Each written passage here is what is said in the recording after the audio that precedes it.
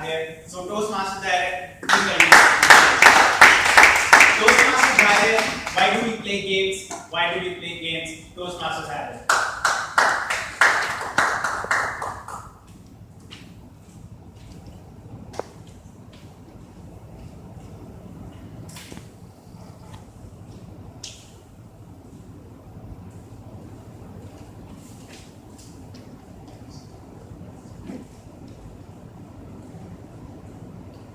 Games. Why do we play games? Board games, dice games, card games, physical games, mind games, computer games, video games. We play all kind of games. But ladies and gentlemen, have you ever questioned yourself? Why do we play games? Recently, I was watching an abstract video of Vsauce on the internet with the same question, and it intrigued me to dig it more. Rationally thinking, I don't have to put a ball into a net to survive on this earth. And even if I do, why would I invite a goalie and the whole other team for that? There is absolutely no use of crossing another Candy Crush level in your actual real life. Games are weird.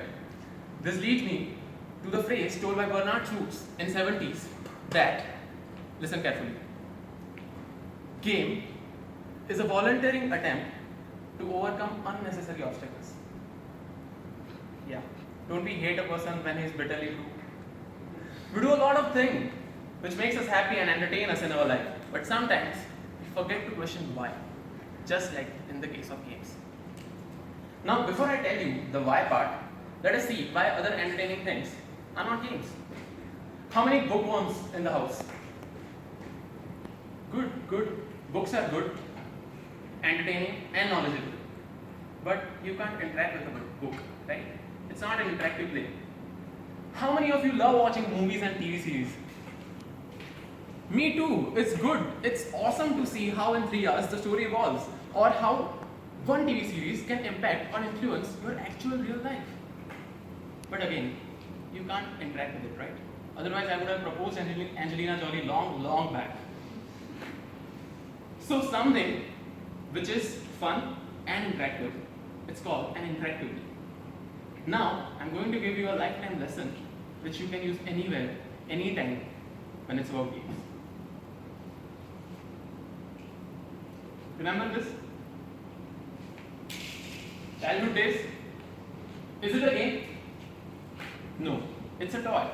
You can play with it, but it doesn't have any objectives associated with it, right? While this Rubik's Cube have an objective of making each side of same color. So it's a challenge. Now challenge where there are no people involved is called a puzzle. And the negative of that, where there are people involved, is called a conflict. Okay, have you ever seen a participant pushing other participant in a foot race? Just like Usain Bolt is running, okay, I'll just push him and yes, I came first, fastest man on the earth ever. No, right? Because it's a competition, people are not allowed to interfere with each other. Now, have you ever seen a participant biting other participant in any of the games? Remember something?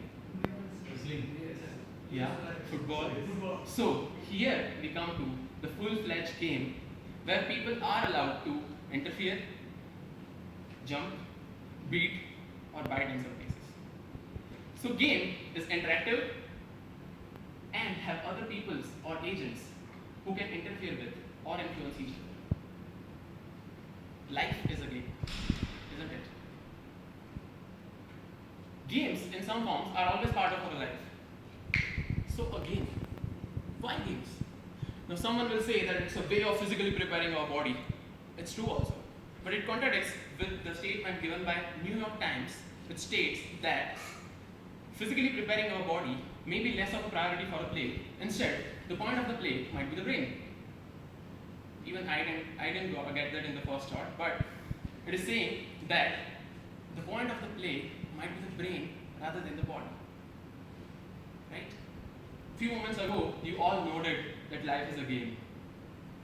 Life is actually the largest and most complicated game on this earth. But playing your life isn't as easy as to breathe, or to eat, or to talk. Right? In life, knowing the next step is is not easy. Feedback is not immediate. Rules are complicated. Goals are indeterminate. And the methods of achieving it is different for every other person.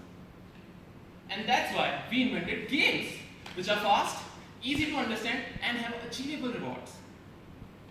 In life, I don't know that the choices I'm making today are the best for me or not. But in Temple Run or Subway Surfer, I exactly know what I'm doing, where I'm going, what powers I have, what I have to touch, what I don't have to touch, everything. Right? In life, is that colleague is really on my side? Do my manager likes me? What hike percentage I'm going to get this time? No one knows. But when you are playing a game, when you are in that small sporty moment, you don't even think about your manager or your hike or any other problems per se. For that moment, all of your real life problems are paused and you are into it, playing it, enjoying it. Games and sports are the phenomenal way to get the rewards out of all the unknowns of our life. Now, I'm going to throw this ball to any one of you. Okay, guys? Prepare well. Ready? Ready? Yes or no? Yes. That's fine.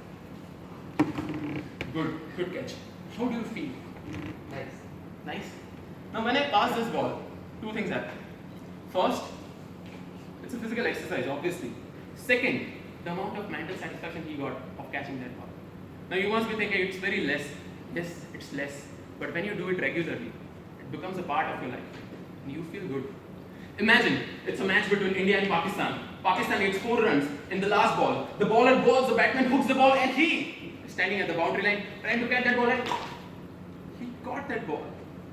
It means the world to him and the rest of India as well. He feels that he is at the top of the world. He feels good. Right? Guys, in life, sometimes you don't win big. But in games, you can win big. And if you don't, play again. Restart the game. So, next time, when you play a puzzle, a conflict, a competition, or a game, think about the mental satisfaction you get. Think about the leadership, strategies, and team building you learn from games. And have that positivity inside you. Do this, and you will know why do we play games.